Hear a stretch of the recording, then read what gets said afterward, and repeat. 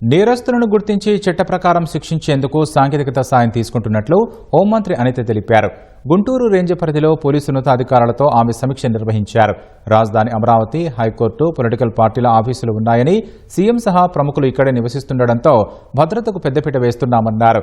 Cyber నేరాల కట్టడి కోసం ప్రతి జిల్లాలో ప్రత్యేక పోలీస్ స్టేషన్ ఏర్పాటు చేస్తామన్నారు.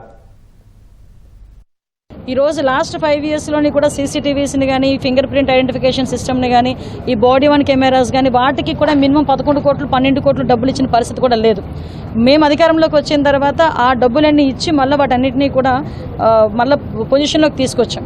ఈరోజు మేము పట్టుకుంటున్న కేసెస్లోని ఎవరైతే అక్యూజ్డ్ ఉన్నారో వాళ్ళందరినీ కూడా సీసీటీవీ కెమెరాస్ని బేస్ చేసుకొని 70% మేము పట్టుకుంటున్నాం.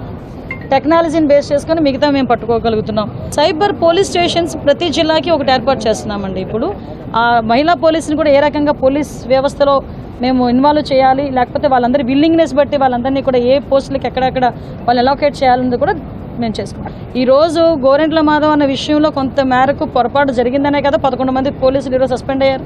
ఆ పరిస్థితి రాకుండా ఉండాలి అనుకున్న ఉద్దేశంతోనే ఈరోజు ఇలాంటివి మేము రివ్యూస్ పెట్టుకుని ఫర్దర్గా జరగకుండా చూసుకునే బాధ్యత తీసుకోవాలని మేము